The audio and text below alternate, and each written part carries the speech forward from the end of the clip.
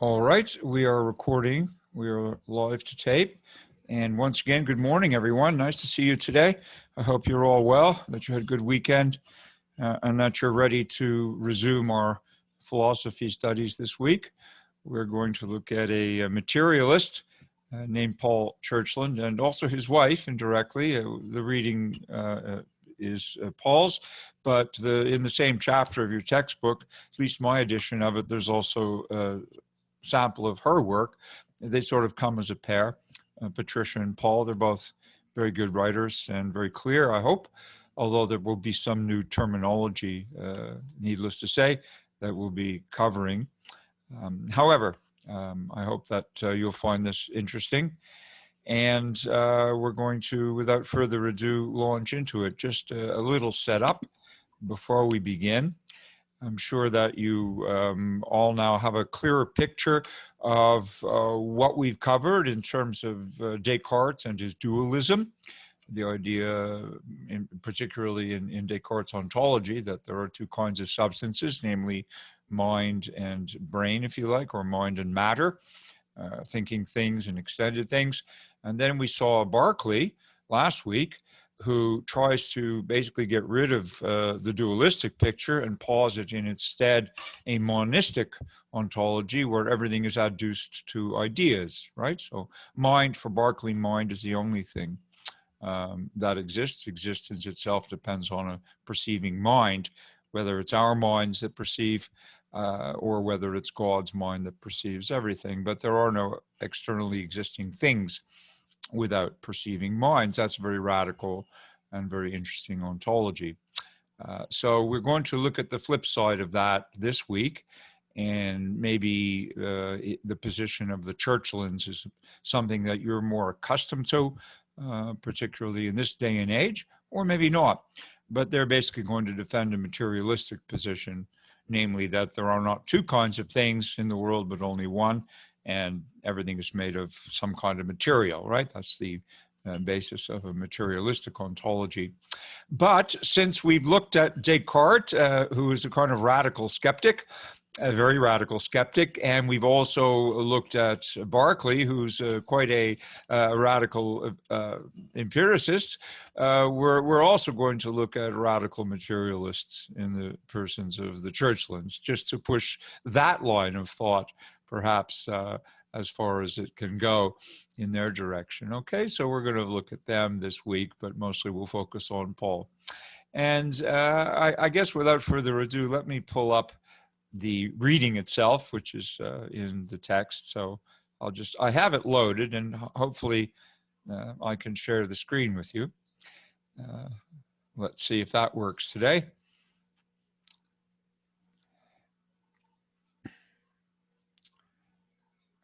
And it appears that I have it here. Good. Okay. Can everybody see this? Yes. Good. All right. Wonderful. So let's just have a look on the left. I'm going to close the table of contents shortly, but in case any of you have the same edition of the text, or perhaps you have an earlier edition of the text, in any case, we are in part 4 at the moment, entitled Minds, Bodies, and Persons. That's in the table of contents up here on the left-hand menu. And we're going to scroll down. Of course, I would, as a philosopher, encourage you to read as much as you have the time and interest to read. We always want people to read. We're always happy when people read. But we're going to look particularly this week at Churchland's. It looks like a misprint. I'm astonished they didn't pick this up. I just saw it now. Paul M. Churchland. Looks like the CHs are doubled in both cases. Well, that's not how you spell his name. It's spelled correctly in the actual text, okay? One CH at the beginning and another CH in there, as in church land, okay? Not as in the table of contents. Oh, now it's back to normal. Maybe I was seeing double. Who knows? Okay. No, it is. It's up there. He's spelled incorrectly. His wife is spelled correctly. And her reading from a book called Neurophilosophy is in there as well. And if you have the time, as you're looking at Churchland's reading, you might want to also have a look at Patricia. Paul and Patricia, as I say, are husband and wife. Okay. So what do we mean by eliminative materialism? And this is really the key, because they're both eliminative materialists. He's quite famous for this himself, and we're going to see what it is that he wants to eliminate. That's not a secret. They tell you pretty much in the introduction. So let's have a look at this. I'll close the table of contents so that we can just look at the text. In eliminative materialism, and I think he's still alive. She's an emeritus, meaning retired professor. He may be still teaching, or he may be emeritus also by now. And they're both at the University of California in San Diego. And eliminative materialism, just to read from the overview paragraph, is the view that our common sense psychological framework is false and misleading, and thus should be jettisoned. So they want to eliminate what he refers to throughout this reading as folk psychology. Folk psychology, and you'll come across this phrase in him. It's here in the second point, as well as the first. There are explanatory failures, they claim. He claims, the Churchlands both claim, of folk psychology. Basically, these explanatory failures support his view that it's hopelessly confused. That the language of folk psychology and the things that it points to as perhaps existing or perhaps not existing is a very confusing picture. And this is his evidence for why the science of psychology has not been as highly developed during recent centuries as the so-called hard sciences. If we talk about physics, chemistry, biology, those sciences have shown conspicuous development in the last few centuries. If we look at the social sciences, the so-called social sciences, yes, such as psychology, which is foundational as a social science, that's not all it is. It's a very huge field, but it's also a foundational social science. Economics, sociology, cultural anthropology, political science, these are social sciences. And they arguably, and many philosophers argue, that they have made far less conspicuous progress in terms of building up a corpus of reliable knowledge over the past few centuries. And that's a debate within philosophy as to why these so-called social sciences have not, arguably, have not made the same kinds of progress as have the natural sciences. And one could also argue that their observables are much less stable, much more complicated, much more subjective. If you're studying things like persons and societies and economic systems, there's so many variables that perhaps it becomes much less tractable and much less amenable to the kinds of modeling that we see with the so-called physical or natural sciences. That's one reason. But for the Churchlands, and they're focusing on psychology alone, folk psychology, they're saying that they're basically building models which are confusing and wrong-headed to begin with, and so they need to be replaced. And if you're asking, well, what do they need to be replaced with? Then the Churchland's answer is that the word mind itself is misleading and essentially needs to be replaced with understanding of the brain. So that should give you an example of the general picture. What they want to eliminate is any kind of vague or fuzzy language, models that don't really explain very much to us, that involve a lot of hand waving but don't really give us cogent explanations of phenomena, especially cognitive phenomena. And ultimately, they will see, they want to see progress in psychology made in the same way that progress has been made in physics, chemistry, and biology. And they believe that the only way to do that is by grounding psychology in neuroscience instead of in folk psychology. So is that sort of clear to you? To begin with, yes, this is the overview. Is everybody clear about that? Any questions about that? Sorry, I do have one question. You have a question, okay, please. I was hoping you could clarify folk psychology, like what determines that branch of psychology? Yes, that's a good. I was hoping nobody would ask us so we can move on, but all right, no, fair enough. That's a very, very good question. What is folk psychology? Okay, there is no hard and fast definition of it, and the definitions they're giving are not like dictionary definitions. They're going to give you examples of what folk psychology is, and then the hope that you can sort of draw your own picture. But basically, it would be the following thing: by a folk theory, what we mean possibly is to begin with a kind of common sense general knowledge. So for example, a lot of people in let's say in the US or any society have a kind of a vocabulary with which they speak about psychological stuff, right? We talk about the human psyche. The word psyche itself is in common circulation, yes? Can anybody else suggest any words that deal with that human psychology that are in common circulation, aside from the word psyche? What other kinds of words do we use on a daily basis that refer to our psychology? So I'm turning the question back to you. It's a good one. And I'm just asking, what kinds of vocabulary do we have? I think you mentioned mind. Mentioned what, sorry? Mind. Yes, mind itself is a big term, but that's a word we all use on a daily basis. And we're maybe all referring to something a little bit different, but we have a sort of common denominator, we assume, when we talk about mind, right, or the human mind. Then that would be exactly an example of a word from folk psychology. We don't really know what we're talking about. Oh, Descartes thought he did, and Berkeley certainly thought he did, but it's a lot less clear to us today what we mean by mind. That's a good example. What about the word ego? Isn't that still in common circulation? I don't know if Freud's been canceled yet, but I think a lot of his psychoanalytic terminology is still being used on a regular basis. Don't people talk about ego anymore? Do they? Yep, for sure. You do, okay. So the word ego is in common circulation, and by that we all mean some kind of sense of ourselves, right? Or an I persona, and whether you use it in a psychoanalytic context or just in a more commonsensical, common parlance context, that word is in very common circulation. So there are a whole lot of other cognate terms that refer to minds and persons and the psychology of persons. We talk about our feelings. We talk about our dreams. These are also terms that are lumped together in the Churchland's conception of folk psychology. When we talk about a dream, we don't really know what we're talking about in terms of how it is actually generated. Yes, we have a lot of brilliant psychologists out there who may try to interpret our dreams for us and discover their meaning, or indeed you may want to do that.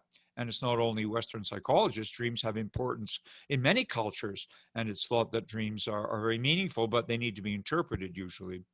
So, but a dream itself, what is it made of? You know, how does a dream appear? And who's the director of the movie, right? If a dream is a kind of a home movie that we're playing inside our own minds, to use the folk psychology, well, who writes it? Who directs it? Who's the cinematographer and so forth? That would be you. So this is all wrapped up in a kind of, we have explanations which are involving, as I'm doing right now, hand waving, to kind of explain these things in a folk psychology way, but not really in a hard scientific way.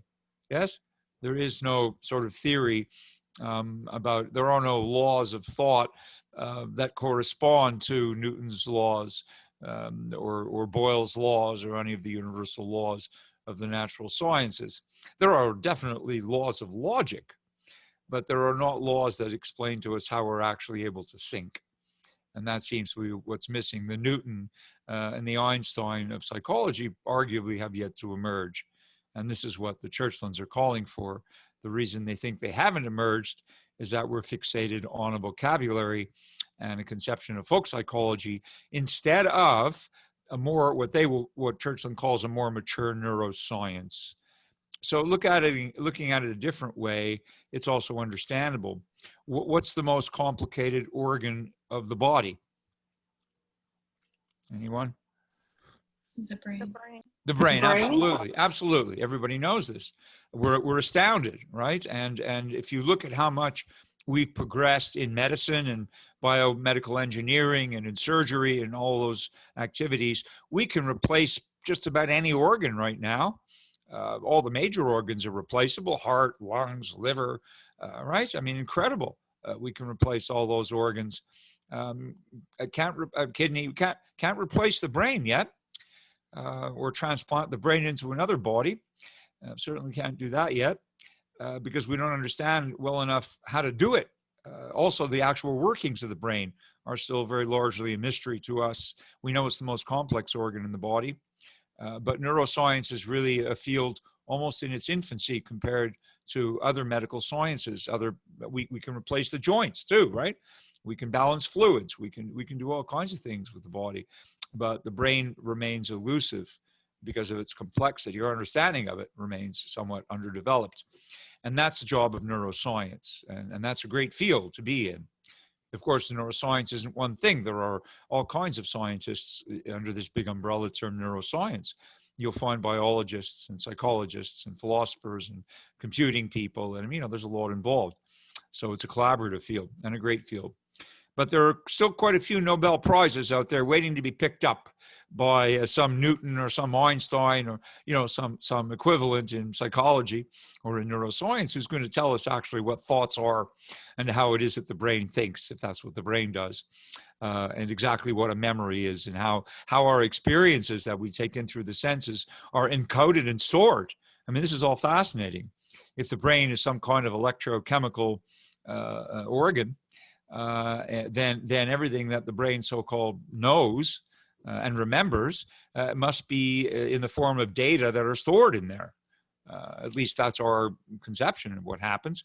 But as to my knowledge, there isn't as yet any kind of a good explanation or a clear explanation of how these data that we both take in from the external senses and also think up ourselves, how are these data actually encoded?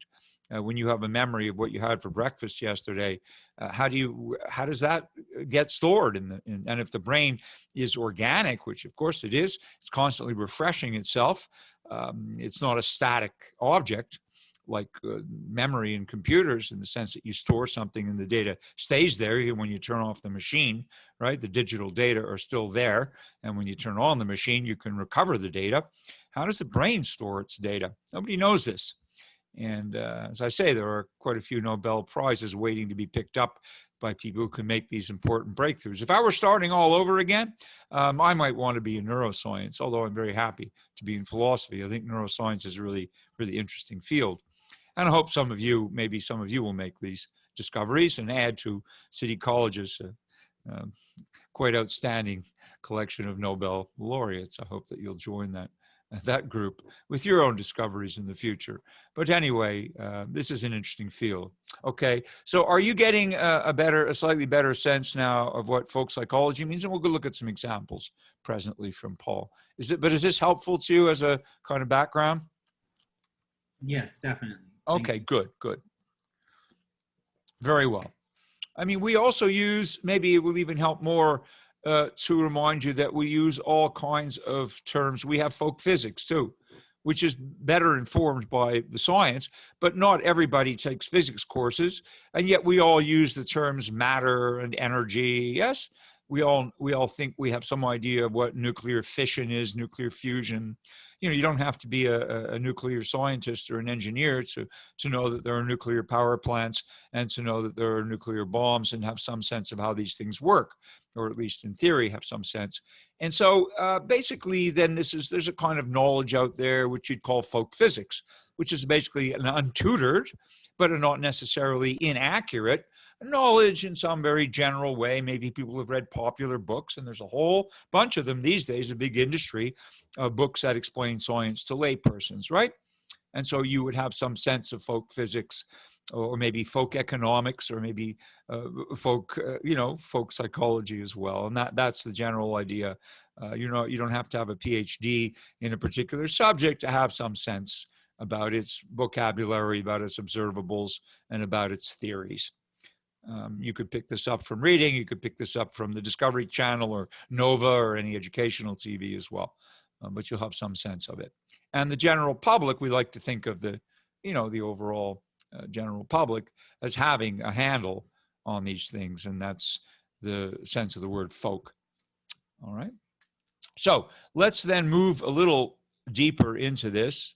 And we need now to introduce immediately a new not a new concept, but a development of an older concept called identity theory. This is the newer development. And I'll put up a slide in a moment. I have a little slide to show you to give you a picture of what identity theory is. But look at the sentence first. I've highlighted it. Paul Churchland is saying that the identity theory was called into doubt, not because the prospects for a materialist account of our mental capacities were thought to be poor, but because it seemed unlikely that the arrival of an adequate materialist theory would bring with it the nice one-to-one matchups between the concepts of folk psychology and the concepts of theoretical neuroscience that intertheoretic reduction requires. Okay, that's quite a mouthful. But I have a picture, they say in ancient Chinese saying a picture is worth 1,000 words. So I'm going to share a picture with you if I can, which will hopefully clarify exactly what is being said. Okay, so just bear with me, and I'll stop this share, and then I'll put up a slide to demonstrate what very, very simple picture to show you what identity theory is and what kind of job intertheoretic reduction would have to do. Okay, I'm looking at now at some comments in the chat room. Alejandra says that she needs more brain cells. Yeah, don't we all?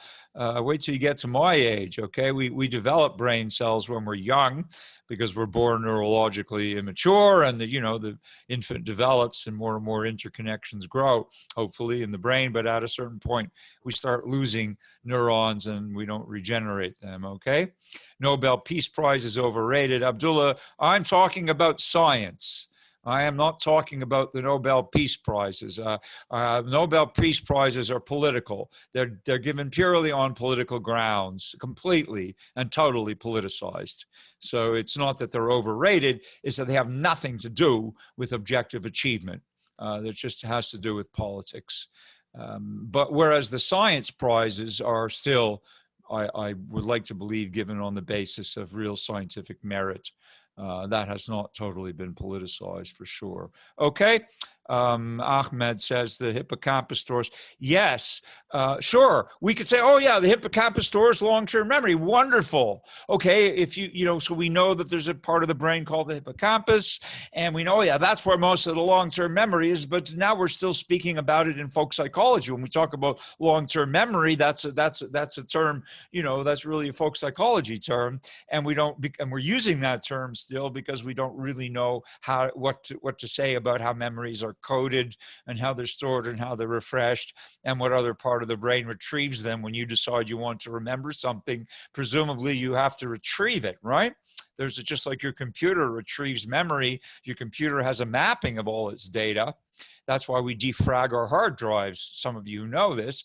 You have to defrag your hard drives because it helps to organize so the computer can more quickly find the data that it's stored. If the hard drive is not defragmented, the data gets scattered all over the place, and files can get stored in bits and pieces rather than in integral wholes. And how many of you have had the experience that you know something, but you can't quite remember it when you want to? I mean, maybe you're trying to remember something and it's just, you're not able to retrieve the data. Have you had that experience? Sure, yes. All the time. Well, I hope at your age you don't have it too often, but as we get older, this is what happens. I think that the retrieval time slows down. It's like we know stuff, but we're just trying to dig it out, and sometimes we wake up in the middle of the night, and suddenly we remember the thing we've been trying to remember all day, yes? So that seems to be a retrieval problem. Yeah, you're all agreeing because you've all had that precise experience. We all have it. Our brains are really complicated, and if you're trying to talk about the mind, okay, you know something, whatever that means, but you can't find where the data are stored, and you have to kind of figure out where was that memory. You have to locate it, and then when you're able to locate it, sure, it comes back into your conscious mind. That's an amazing process, by the way. But nobody has a clue as to how it actually works in terms of neuroscience. There isn't a good neuroscientific explanation. I hope one of you will come up with it one day and enlighten all of us.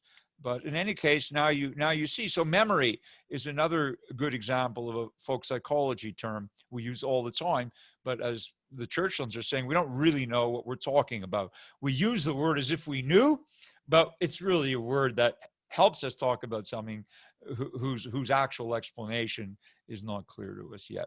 Okay, so let's go to this slide I want to show you to explain that first paragraph.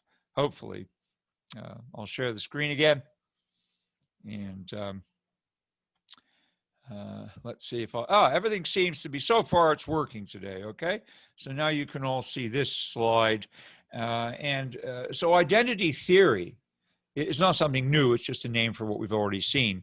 It's a supposition that every possible mind state could be mapped onto or explained in terms of or reduced to its corresponding brain state. So you could imagine that we have any number of mind states, because then you could actually say what's on your mind.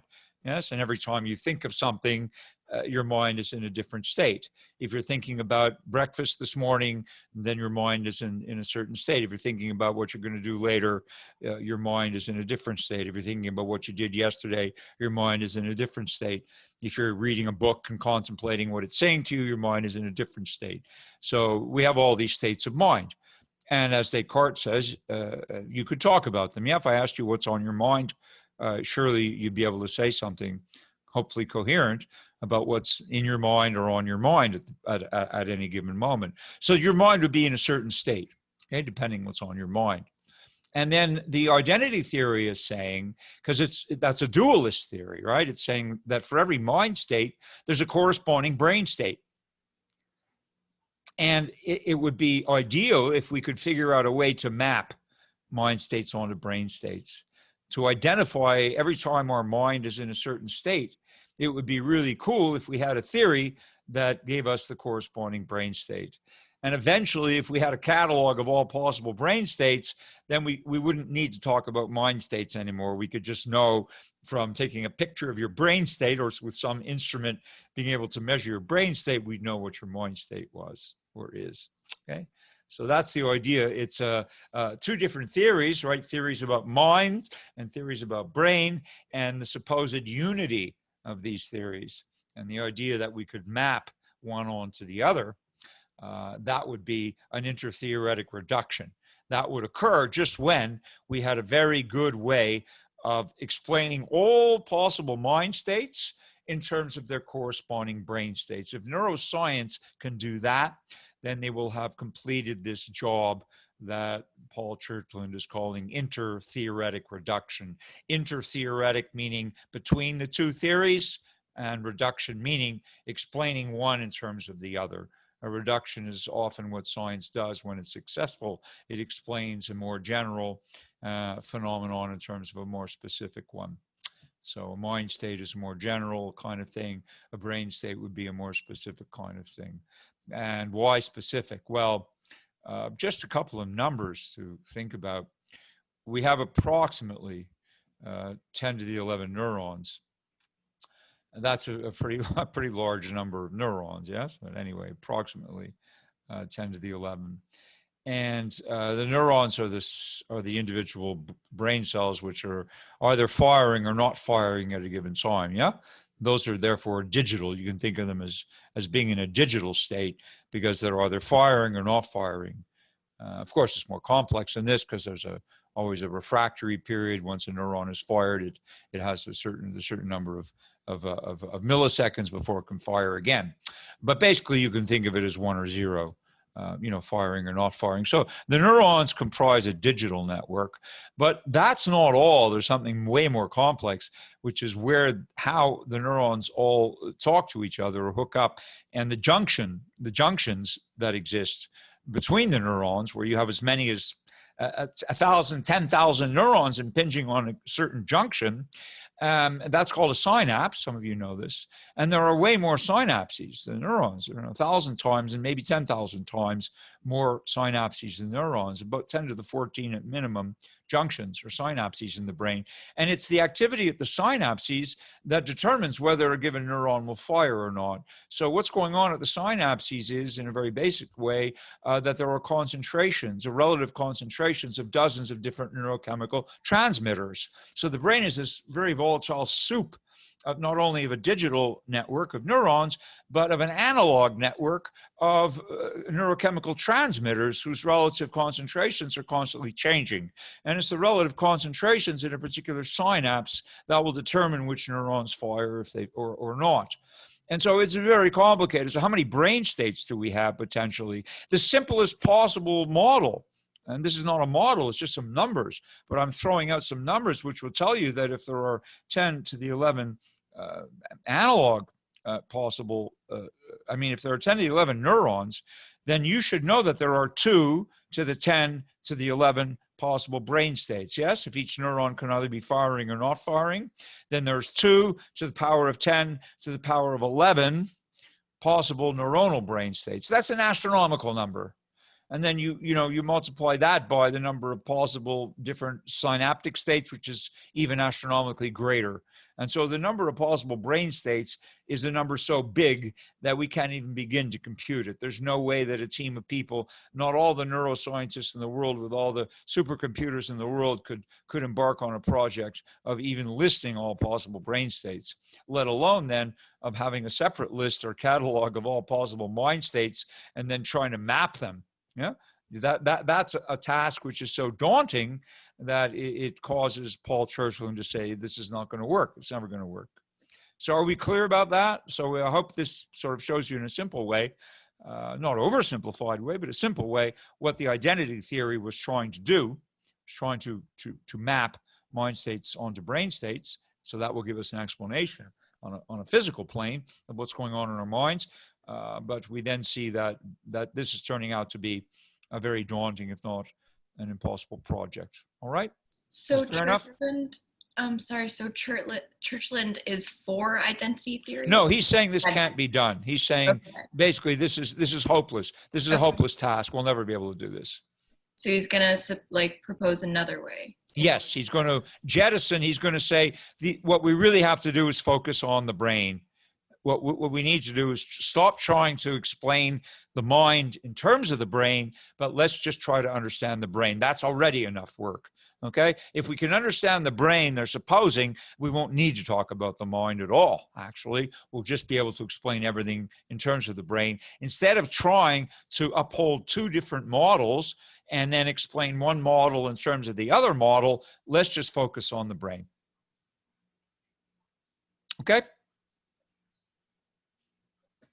Yeah, thank you. Sorry. Okay, no, you're welcome. Thank Just you. to be clear. So that's what Churchland is saying. This is hopeless. We'll never be able to accomplish this. It's just too big of a challenge. So we need basically to work on the brain. That's where our great challenge lies, according to Churchland, certainly. Now let's go back to the text. So that will hopefully explain this first paragraph to you. Just because the terminology is new, I wanted to show you a picture. So reading it once more, I hope now you'll get what he's saying. The identity theory was called into doubt. This notion that we can explain the mind in terms of the brain is the identity theory. It's called into doubt not only because our materialist account of our mental capacities were thought to be poor. We don't yet have a good theory. We know that certain parts of the brain are associated with certain, if you like, faculties of mind, but that's still very sketchy. He's saying that's not what causes the problem. The problem, he says, is it's unlikely that we'll have an adequate materialist theory that would give us a nice one-to-one matchup between the concepts of folk psychology and the concepts of theoretical neuroscience.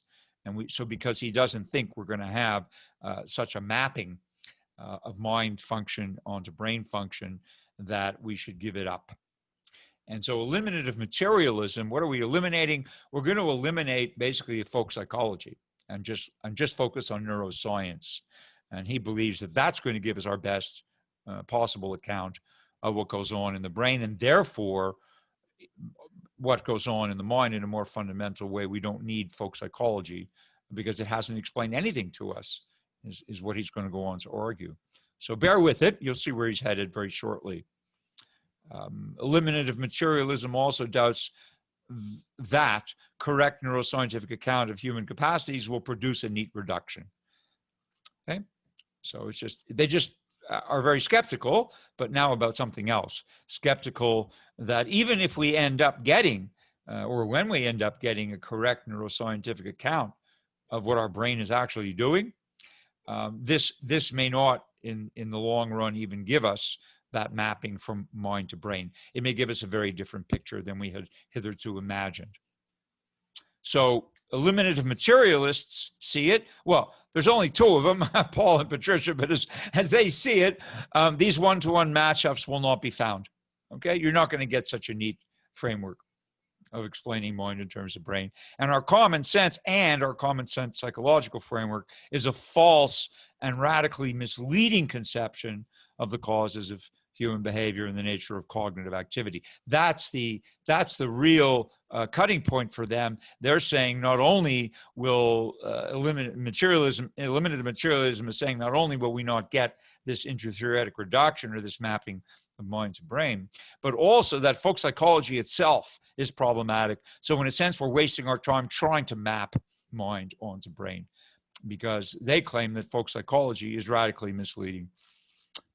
It's not just an incomplete representation, they claim, but it's an outright misrepresentation of our internal states and activities. So the common sense language that we have developed over centuries for talking about our mental activity, according to the Churchlands, is actually misrepresenting what's going on. So we cannot expect a truly adequate neuroscientific account to provide these theoretical categories that match up with the categories of our common sense framework. So what they're concluding from that is that we must expect that the older framework, namely the folk psychology framework, will simply be eliminated rather than be reduced by a mature neuroscience. And now they're going to make a kind of inductive argument. They're going to show, and this is very interesting for those of you who have interest in the history of science, what we notice is that science often progresses not by discovering something necessarily that's true, but by discovering something that's false about the theories that everyone had accepted. And it's this thing called falsification that Sir Karl Popper, the famous British philosopher of science of the last century, put forward, that science is not always discovering truth, but it's rather exposing fallacy. It's exposing false beliefs, and that's sometimes how we make progress. That's actually a way that goes all the way back to Socrates and something called the elenchic method, or the elenchus, which is that you get to truth by eliminating falsehood. Sometimes you can't get directly to what's true. We may just not have the right tools or the right knowledge to discover what are so-called scientific truths or any kind of truths. But what we can do sometimes to facilitate that process is actually to recognize what's false and get rid of what's false. So you saw that in Descartes epistemology. He wants to get rid of falsehood, yeah, and then be left with truth. That's a different thing, a different proposition from discovering truth itself. And this is not entirely a dissimilar approach.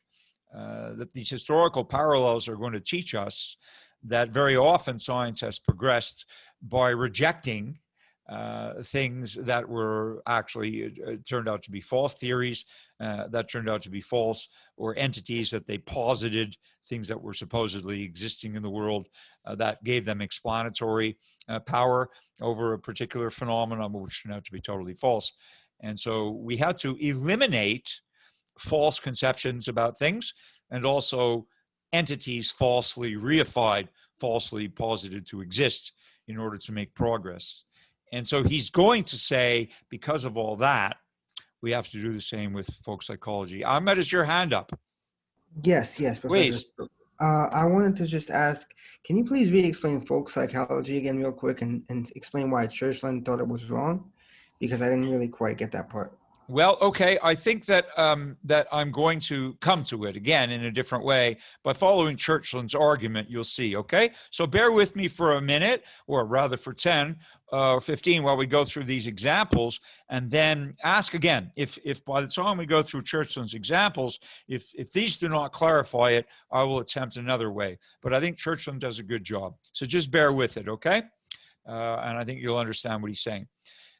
So he begins with physics and chemistry, and he starts by saying for most of the 18th and 19th centuries. I've highlighted this paragraph. Learned people, this means educated people, not only common sort of knowledge at the time, which was wrong, but educated people had a theory of heat. And they believed that heat was a subtle fluid held in bodies, much in the way water is held in a sponge. So they tried to explain, they didn't have a good theory of heat. So they thought that heat was this fluid, subtle meaning you couldn't sense it. Back to Barclays, you couldn't really sense it.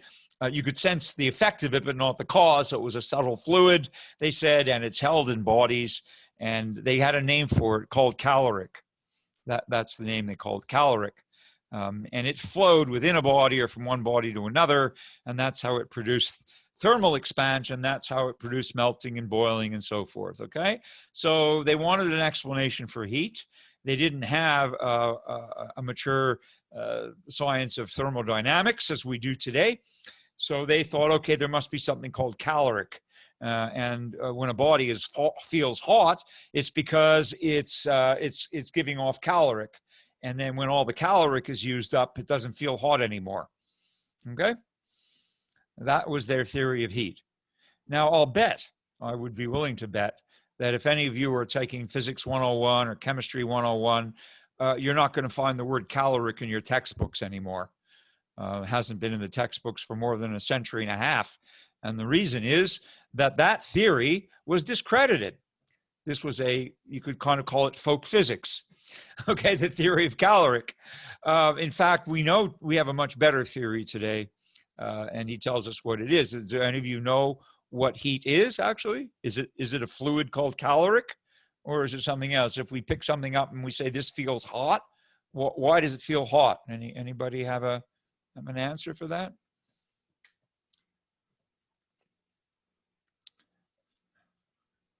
Does anybody know what makes things feel hot? Movement of molecules. Yes, David has it.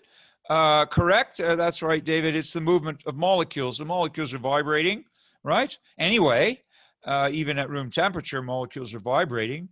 And what we know is that if things get down to absolute zero, which is total entropy, that's a very cold temperature indeed. But absolute zero is defined as the temperature at which all molecular motion ceases. But anything above absolute zero into our normal range of temperatures in the biosphere, which are well above absolute zero, but well below boiling, what we have is a bunch of molecules moving around. And that's what we call heat. When water boils, what's happening? What's happening to the molecules when we heat up water to make coffee or tea or something? What's happening to the water? It's speeding up. Yes, because it's acquiring energy from the heat source, right? And that energy is being imparted to the fluid, and the molecules are going to move faster, and then eventually some of them are going to break free because they're going to acquire so much energy that they can actually break free of the liquid medium, and they go into a gaseous phase. We call that steam, right? As they start moving really fast, the water starts evaporating. Yeah, go from liquid to gas, right? So you all know, whether you've studied this or not, you have a correct conception now of this process. Okay, so that's why we don't use the word caloric anymore. But what Churchland's deeper Él da la point, clase a los estudiantes I'm sorry? y uno llama.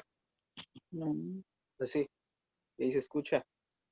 Is someone speaking Spanish to me? No, they have to mute their mic. Yes, they do.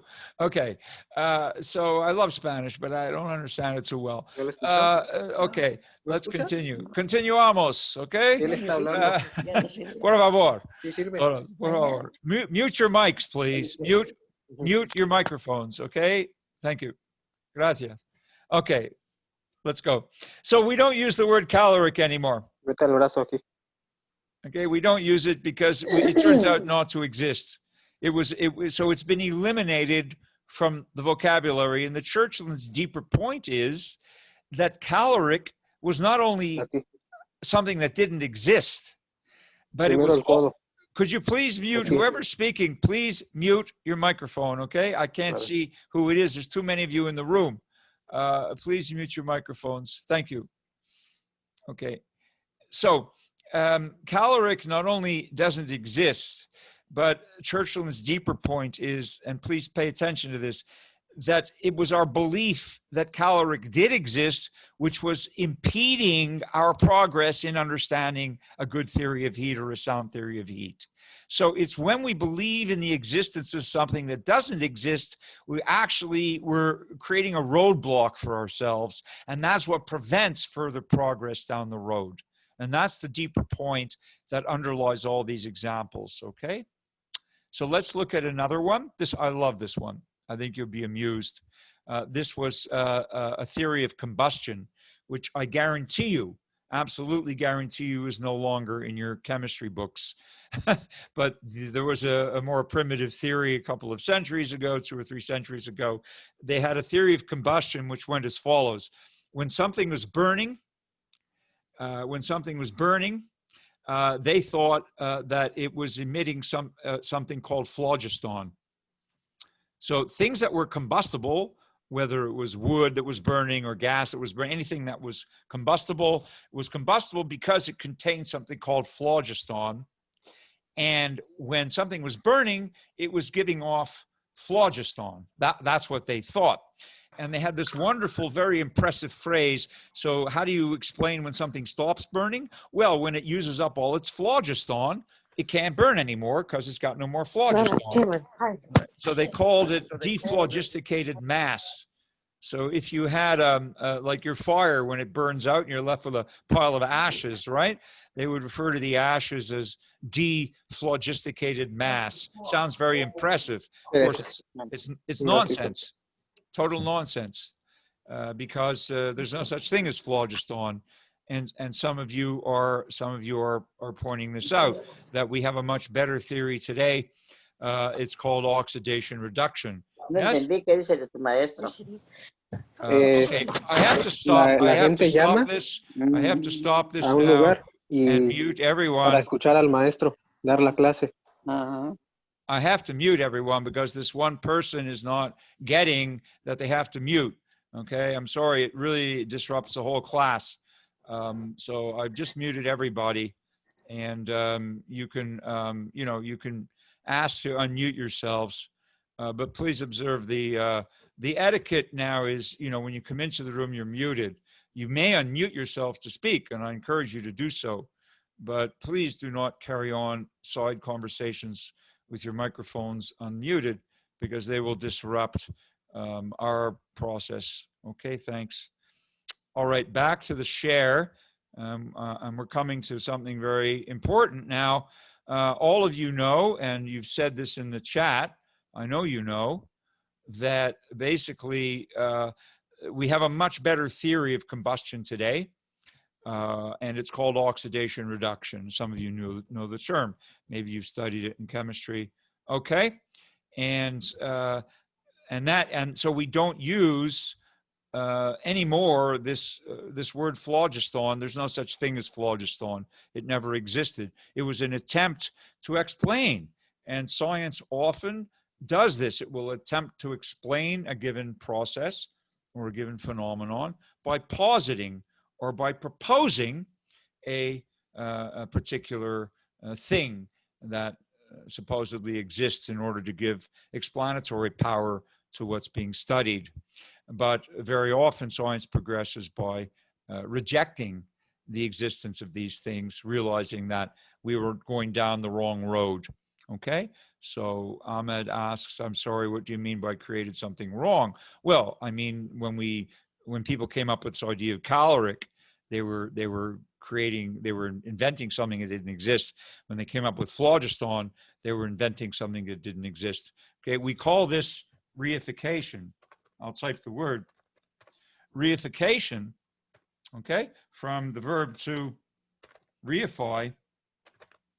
It means to suppose that something exists for the sake of explaining something else. And so when we reify entities, it may be the case that they really do exist, or it may be the case that they don't. But if we build up an entire theory, you're welcome. But when we build up an entire theory on the basis of a reification, we're always running a risk. Because if we've invented something that doesn't exist, then that entire theory is bound to be mistaken. And until we eliminate that reification, we're not going to make progress down a road that leads us closer to truth or closer to a more credible explanation. So what Churchland is saying is that these words like caloric and phlogiston have been eliminated from contemporary scientific vocabulary because they were simply impeding our understanding. And there you go. And so that's what Ivana asked, what is reification? Again, it means to invent something non-existent to try to explain something that you're trying to explain. Look it up. Just look it up, okay? The dictionaries will do a better job than me, but that's what it means. It means inventing something that gives you some explanation, but it turns out that it doesn't really exist. So Taisha asks, how many of our current beliefs may be disproved in the next century? What a great question. And this is exactly, and the answers you're giving, Julia says many, all of them. Well, I hope not all of them, Abdullah. Others, we have to keep throwing away the textbooks every term. If everything we think we know turns out to be wrong, we're going to have to continually reinvent the textbooks. What you tend to find in the hard sciences, certainly the natural sciences, is that the textbooks don't get thrown out. They get improved. Okay, so you have a body, certain knowledge will be retained, but then you get more knowledge being added on. But science always goes back into itself, and it is self-correcting. So it's quite true to think about this. And now we're getting philosophical, says Ahmed. Well, this is a philosophy class. It's a pretty good place for it, right? Okay, so is it part of eliminative materialism, many of the old theories? Yes, that's exactly right, Martine. This is where Churchland is headed with his historical parallels. He's showing us just a few examples out of many of cases where older theories have not simply been modified, but they've been jettisoned, they've been eliminated. They're not in the vocabulary anymore, they're not in the textbooks anymore, they're not being taught anymore because they were simply wrong, 100% wrong, okay?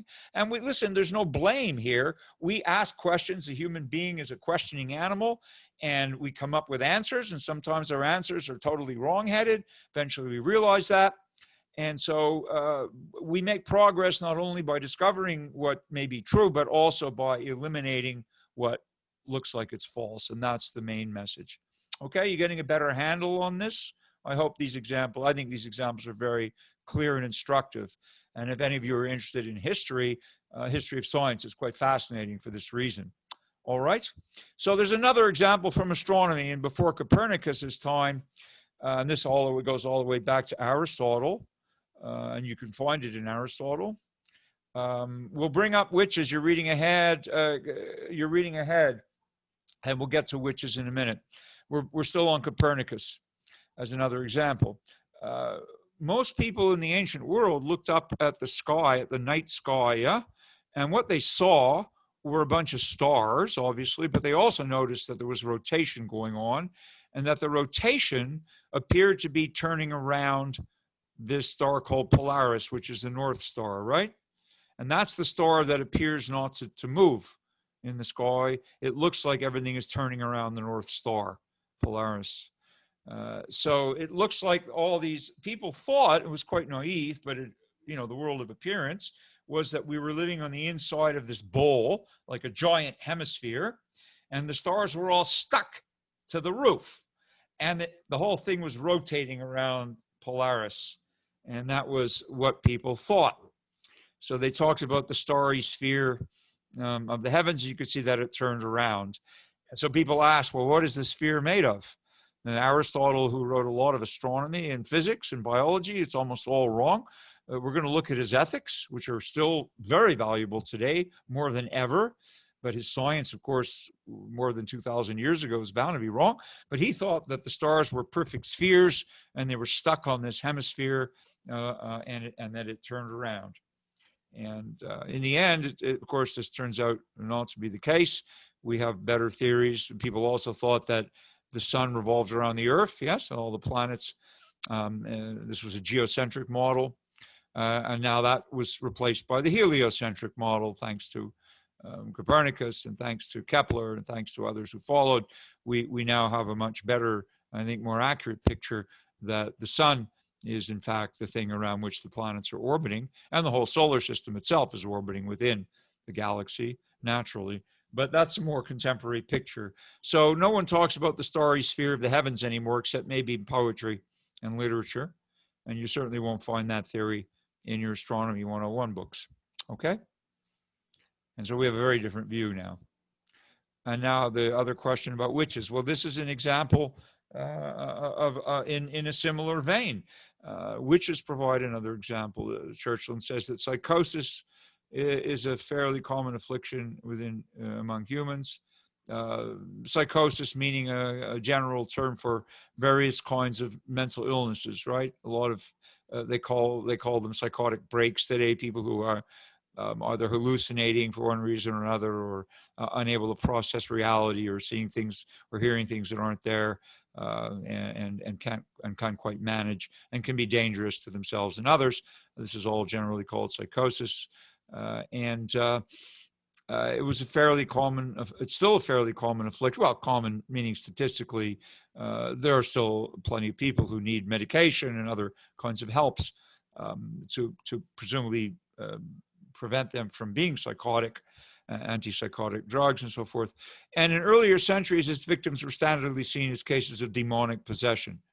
And this is certainly true. He's talking about Europe in particular, during the time of the Inquisitions, where people were thought to be, in fact, anyone who was even sick, physically sick, was thought to be possessed. It wasn't just that people who were today we would say mentally ill.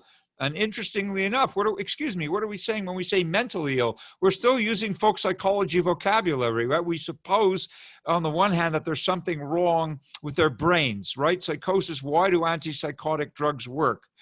When people take antipsychotic drugs, they're obviously affecting their brain chemistry and bringing into some kind of more normal balance, but we still talk about mental illness. So you see how we're conflating the two models? We're giving people drugs that affect their brains because we're saying they're mentally ill. So we don't really know what the neuroscientific picture is of this thing we call psychosis. We call it mental illness. So we're still using the mental model to describe something that we're treating with a physical formulation. So we're still mixing this stuff. Okay, now you guys are talking about ergot poisoning. Yeah, well, there are different kinds of poisons that would definitely induce psychosis. Sure, but there were many other things that would induce psychosis. But I want you to understand that this idea of demonic possession was not confined merely to people whom today we would say are in some sense psychiatrically ill. They were much broader. And mental illness is still psychology. We still say mental illness, even though we think we're talking about something wrong with the brain. So let me ask you a question.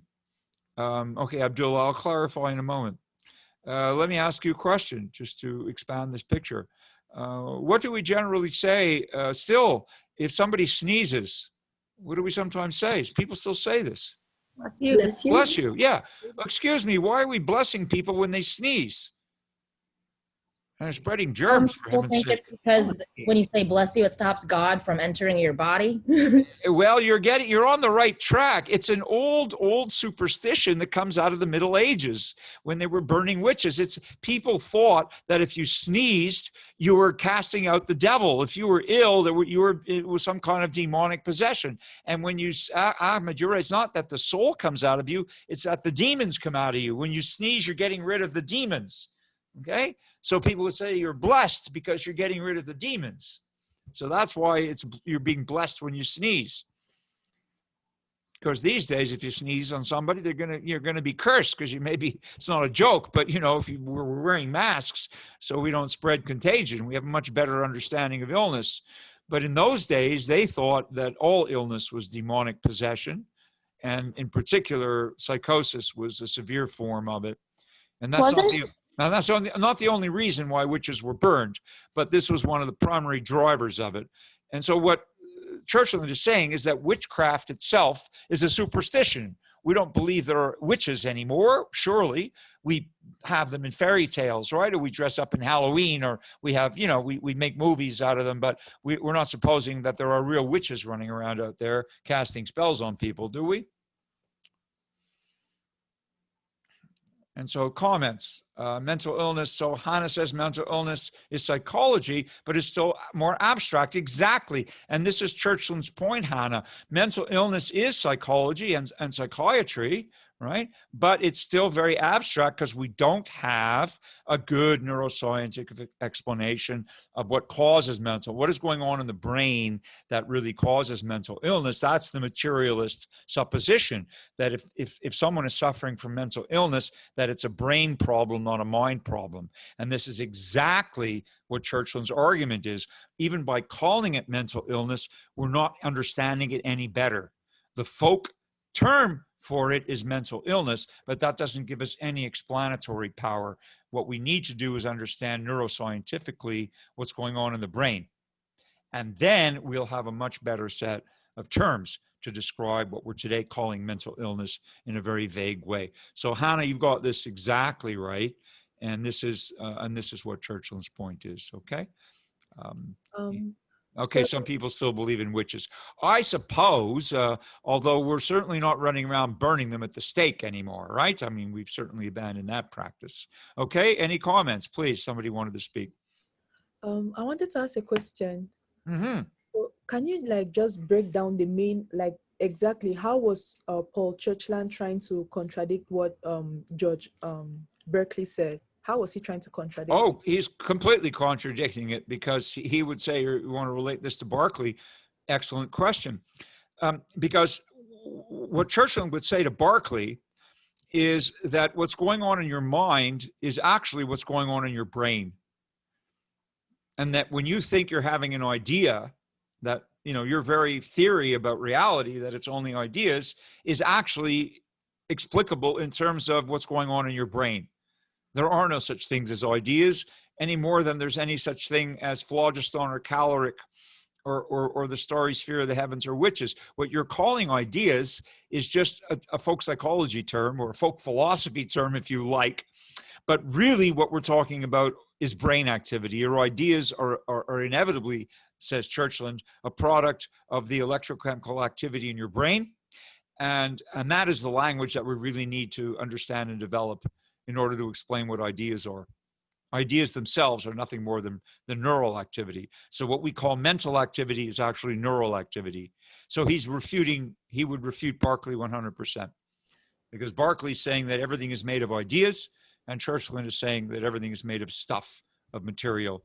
And in particular, some things, such as brains, are giving rise to some very interesting phenomena that we talk about as though they were non-material, like ideas, but really they could be explained one day by a mature neuroscience in terms of neurochemical activity in the brain.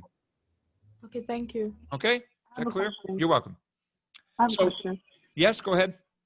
In the beginning, you referred to dualism and how it relates to identity theory. Can you go back to that again? Because I don't understand it, how it relates to Churchland. Okay, I'm not sure I'm hearing you very well. Could you please speak closer to your microphone? Can you go back to the idea of dualism and identity theory and how that relates to Churchland? Sure. You want me to put that slide up again? Yeah. Okay. I'll put this slide up and then share it with you. I hope now that actually this will give you a clearer picture. Just give me a second. Let me throw that slide up. Okay. You all see that slide, right? So identity theory is a dualistic theory. Churchland is not a dualist, right? Churchland is a monist. He believes only in material. And identity theory is a dualistic theory. And it's really, you could see it as a continuation of Descartes if you want to. And identity theory is supposing that there are two different kinds of things that we could talk about. We could talk about minds on the one hand, and we could talk about brains on the other hand. But that identity theory is supposing that there's a way to map whatever's going on in our minds at a given moment would have some mapping so that there would be a corresponding thing going on in our brains that would explain somehow on a more fundamental level what's going on in our minds. So whatever is on your mind, if you want to talk in those terms, is also something that's on your brain, and that we could make a one-to-one mapping of mind to brain, and then we'd understand mind a lot better, or at least we'd understand it in terms of what's going on in the brain. Is this clear? Yes, thank you. Okay, you're welcome. Sorry, Professor, I have a And question. and what Churchland is doing is he's saying this can't happen. It's impossible for this for a number of reasons. This is not that's not going to work. It's not going to work for a number of reasons. Yes. All right. Go ahead. Yes, so I was just very confused when I was reading that page about the witches. So I have About the witches, yeah. Yes, so I have the quote right here. He says, Churchland says that the witches exist was not a matter of any controversy. One would occasionally see them engaged in incoherent behavior, but we eventually decided that witches do not exist. Yes. So how does Churchland say that on one hand, one occasionally sees the witches, but then again says that they don't exist? No. He's maybe a little bit unclear in terms of his language, but today we don't believe. Okay, I mean on Halloween you may see people dressed up as witches, right? Or you may see the witches of Eastwick or whatever the movie is or the TV series where people are pretending to be witches, but we don't really believe that is scientifically. There's still now people who are superstitious may well believe, but I'm speaking now from a more scientific perspective. I don't think too many scientists would accept that there are witches. So he's saying one would occasionally see them. That means in the past tense. And when one occasionally saw people behaving, what he's saying is, said a different way, if you would occasionally see people behaving in an incoherent, paranoid, or even murderous way, you might have concluded some centuries ago that they were witches. But now, if we see people behaving in such ways, we don't conclude that they're witches. We conclude that maybe something else going on. Obviously, they have maybe some mental illness, which means maybe some brain dysfunction, but we don't conclude that they're witches anymore. So we concluded that the concept of a witch is an element in a conceptual framework that misrepresents so badly the phenomena to which it was standardly applied, that literal application of the notion should be permanently withdrawn. Okay, that's the bottom line. In other words, again, the idea of witchcraft was a misrepresentation of the phenomenon that it was supposedly describing. So we have more coherent explanations, or perhaps more scientific explanations today of behavior that would have been called witchcraft. So we're no longer you won't find witchcraft in the DSM. Okay, it's not going to be there anymore. So it's one more concept of folk psychology that's been eliminated, except on Halloween. But we all know the difference, supposedly, between people who are dressed up as witches for fun and people are not being accused of witchcraft and being burned at the stake anymore, thank goodness, okay? That's because we've eliminated the concept from our contemporary psychological vocabulary. So these concepts of folk psychology, now we're talking about things we don't have good explanations for. Concepts of folk psychology such as belief, desire, fear, sensation, pain, joy. Remember at the beginning of the class, I asked you to suggest some words that we use in a very ordinary, commonsensical way in our ordinary everyday speech patterns, and everybody understands these words in every natural language, whether you're speaking Spanish or or any language that's spoken in this class among dozens. I'm sure we all have these words in our everyday vocabulary: belief, desire, fear, sensation, pain, joy. These are all very common words. And what Churchland is pointing out is that when we use these words, we don't really know what they mean in terms of the brain. We're using them as folk psychology terms, and we don't necessarily even share what we think they mean. They're very convenient for us to use at times, but we don't really know what they mean. And moreover, his deeper point is that they are obstructing our understanding of what's going on in the brain.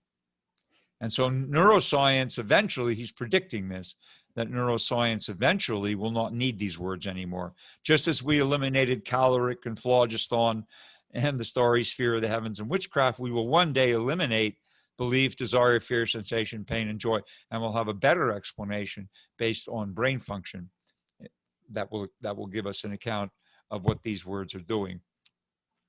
Okay, so I see a lot of comments. Let me address some of these in the remaining time. We'll continue with this on Thursday, of course, my group and you with your in your breakout groups. So ideas would then be the results of brain activity. That's right, Alejandra, and nothing else. and technically anything perceived is real. Well, no, anything perceived, what we're talking about are people trying to explain what they're perceiving. It's not that anything perceived is real. Churchland's point is that when we perceive things, we try to explain them. And sometimes our explanations are not accurate. Okay, that's the point. And so eliminative materialism is trying to get rid of these inaccurate explanations, which actually turn out to be roadblocks to our deeper understanding. So Ahmed asked, Churchland believes the mind is a product of the brain. Exactly. There isn't any such thing as mind. There's only brain. Mind is a folk psychology term for what's going on in the brain that we don't understand. Okay. And Descartes believes that, yes, and Descartes is a dualist. He really believes that there are two separate things. There's stuff called mind that exists, but it's a mental, obviously by definition, a mental phenomenon, and stuff called brain that exists, and that's a physical phenomenon. That's a version of his dualism. Whereas Churchland is saying that no, when we talk about mind, we're just talking about what's going on in the brain. We don't have a better way of explaining it, so we talk about minds. That's monism. Ontologically, Churchland believes in one kind of thing, material, right? Berkeley believes in one kind of thing, which is ideational, right? He's an idealist. Doesn't believe in material substance. Churchland believes only in material substance. Two versions of monism, both completely incompatible. And Descartes, being a dualist, wants to uphold both. So thought is the brain, Abdullah. Yes, that's right. What we call thought is really something going on in the brain that we don't know how to explain any better. So we have a folk psychology term. The mind is obscure, Raji. We don't really know what mind is. That's right. The brain is present, so he's starting from something present. He's starting from something physical, and he wants to explain these so-called mental phenomena in terms of the actual physical substrate. You're welcome. Okay, so this is basically his program. And he's not going to tell us exactly how we can do this, but he's pointing in a certain direction. And he's saying this is what has to happen. We need neuroscience is in its infancy. Okay, to be fair to Churchland and fair to neuroscientists, it's the youngest of these new sciences. And the brain, as we've said, is the least understood and the most complex organ in the body. So we would expect it's going to take a while for us to really begin to make good progress in understanding what's going on in a deeper sense in the brain, not just identifying bits and pieces of it and associating them with bits and pieces of mental function. But we really have to be able to decode what a thought is. We really have to decode what a memory is, explain how these things are formed in terms of neural activity. And that's a project for scientists. That's not a project. Maybe when they succeed, then philosophy won't be needed anymore either. So we, and I'll retire. But basically, this is a job for science. At the moment, we're still talking about it in a philosophy class because they haven't finished their job yet. Okay. But at some point, Churchland thinks they will. And that will completely revise our entire conception of what psychology actually is too. So it's quite an interesting reading, and I see you're getting your minds around it. This is good. I have a question for you before we finish today. We have only a couple of minutes left. So I was thinking about the following. I see that the Monday plenary videos are getting definitely a lot of, there's no question that we're getting a lot of views, and those of you who can't be here on Mondays are definitely taking advantage of that, and that's why they're up there. There are only 100 or so of you here today. You're obviously more than welcome, and I'm always glad to see you. But basically, 640 views for last Mondays and more than 800, almost 900 views for the 2 weeks ago. So that's doing its job. It's up there for asynchronous viewing, and maybe some of you are also viewing them again. I want to ask you if you would be interested. So I'm taking a poll. We're going to try the polls this morning, okay? And you can put up your hands if you know how to answer I'm supposed to add a question. If I don't know how to do that, hang on. I want to take a poll and see, but this thing is very slow. It's very slow. Okay, add a question. I'm trying to add a question. Well, I want to let me do this.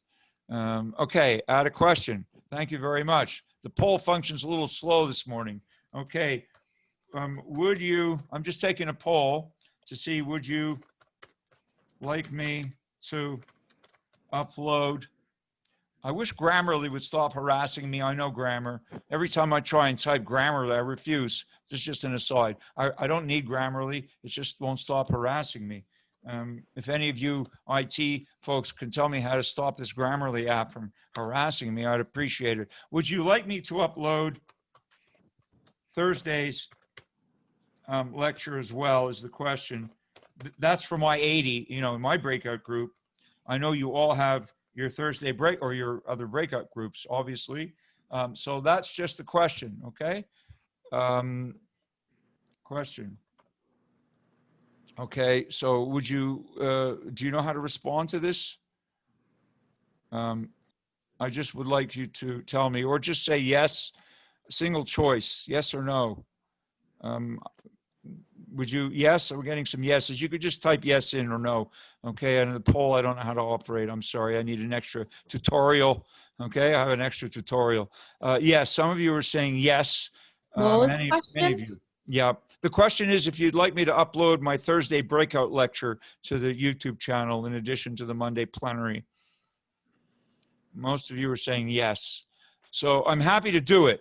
If it'll give you an extra resource. You have, each of you in this huge group has, of course, your own breakout group with your own instructor who's evaluating you. And I am evaluating only my 80 students. We have many hundreds of students in this section, but you're all saying yes, basically. So I will do it today. I will upload the Thursday lecture on Descartes and on Berkeley, as well as this day's plenary, okay? So that's a resource. You don't have to watch them, but I'll be happy to do it if it will be helpful to you. Most of you indicated that you'd like it, so I'll do it, all right? They're up there. Thank you, Professor.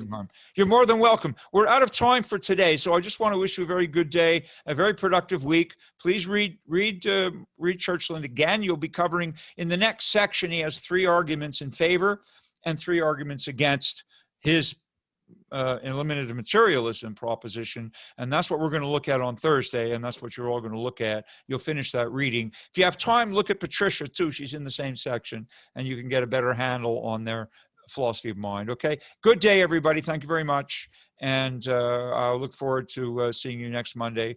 We'll be tackling Alan Turing, but this week, enjoy Paul Churchland and also Patricia, and have a great week. Bye for now. Gracias. Let you know how to delete the Grammarly extension. I wish.